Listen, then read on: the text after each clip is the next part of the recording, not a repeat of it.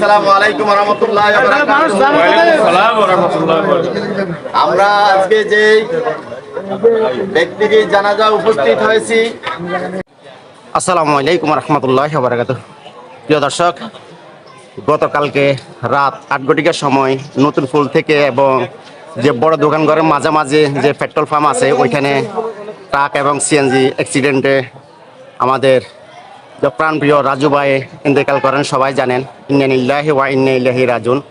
এখন সকাল 9 ঘটিকার সময় যেমন পলাশ মিয়ার বাড়িতে ওনারা ভাড়া থাকতো, ওনাদের বাড়ি হলো বসুরহাট 1 নং ইউনিয়ন লাগে।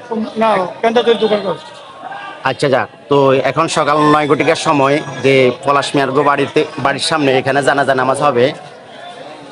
তো সবাই দোয়া করবেন, আল্লাহ যেন ওনাকে জান্নাতুল ফেরদৌস দান করে। কে মারা গেছে আপনার কাছে?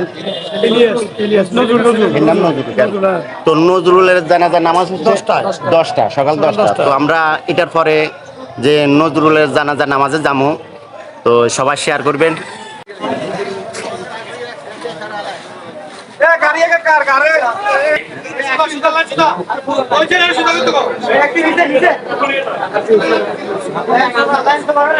আমরা সবাই জানি যে এখানে রোগীর অবস্থা কেমন ভালো না, তো দীর্ঘ সময় লেগে আপনারা এতক্ষণ দেখছেন। তারা এখানে তোর কথা বলার সামাজিক সকল পক্ষ থেকে আমরা চাবো যে আমরা খোঁজের পক্ষ থেকে কে আসলে শুধু কথা করে তোকাতে করে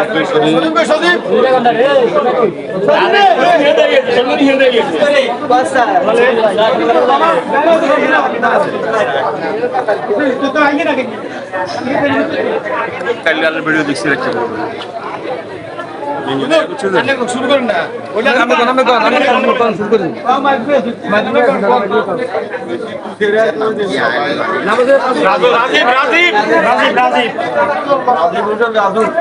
আউযু বিল্লাহি মিনাশ শাইতানির রাজিম। বিসমিল্লাহির রহমানির রহিম। সম্মানিত এলাকাবাসী, উপস্থিত, আজকে কথা কইন না। আসসালামু আলাইকুম ওয়া রাহমাতুল্লাহি ওয়া বারাকাতুহু। আমরা আজকে যে ব্যক্তির জানাজা উপস্থিত হয়েছি, আসলে তার মৃত্যুটা অত্যন্ত মর্মান্তিক। এই মৃত্যু আমাদের কারোই কাম্য নয়, কিন্তু একটা কথা নির্দ্বিধায় আমাদেরকে স্বীকার করতে হবে, যার মৃত্যু যেখানে হবার সেখানেই হবে। সুতরাং এটা নিয়ে আমরা বিচলিত হই, কোনো লাভ নাই। আমাদের উচিত হচ্ছে আমরা তার জন্য মন থেকে দোয়া করা। এই রাজীব এখানে দীর্ঘদিন যাবৎ বসবাস করছে।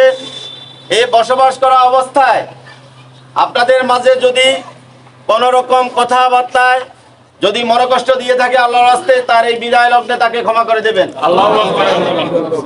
আরেকটি কথা হচ্ছে, যদি কোনো প্রকার লেনদেন সংক্রান্ত কোনো বিষয় থাকে, তার আত্মীয় স্বজন কে আছে আমরা জানি না,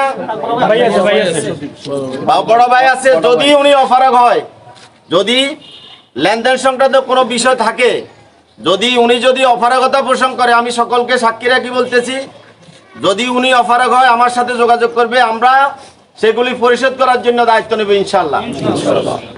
তো ওই সময় বেশি লিঙ্গার করে লাভ নাই। সবার প্রতি শেষ যে কথাটি বলবো, তার জন্য দোয়া করবেন, তাকে মাফ করে দেবেন। আল্লাহ যেন তাকে জান্নাতুল ফেরদাউস দান করে, আমিন। আমাদের এখন তার বড় ভাই 2-4টি কথা বলার জন্য অনুরোধ করছি, এবং তার শেষে আমাদের জানাজা পরিচালনা করবেন কে? আলমগীর ভাই, আমাদের মিয়া জামে মসজিদের খতিব আলমগীর হোসেন ভাইকে সর্বশেষ নামাজ এবং মুনাজাত পরিচালনা করার জন্য অনুরোধ জানাচ্ছি। আসসালামু আলাইকুম। আমার ভাই দীর্ঘদিন মুখাবালের আপনাদের সাথে চলাফেরা করছে, সবার সাথে আসছিল।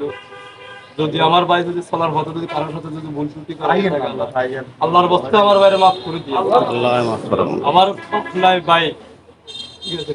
আমরা কারো কোনোদিন অন্যায় করি নাই, আমাদেরকে ডাক একটা দেয় নাই, অন্যায় পথে আমরা চলি নাই। এবার যদিও আমরা যদি চলার পথে যদি ভুল ত্রুটি হয়ে যায়, আমার ভাইকে মাফ করে দিতে হবে।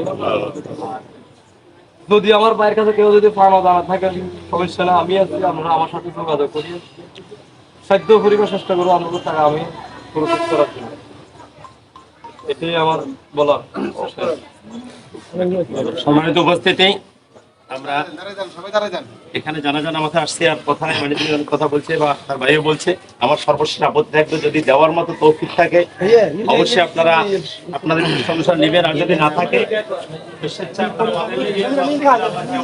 আপনাদেরকে মাফ করে দিবেন।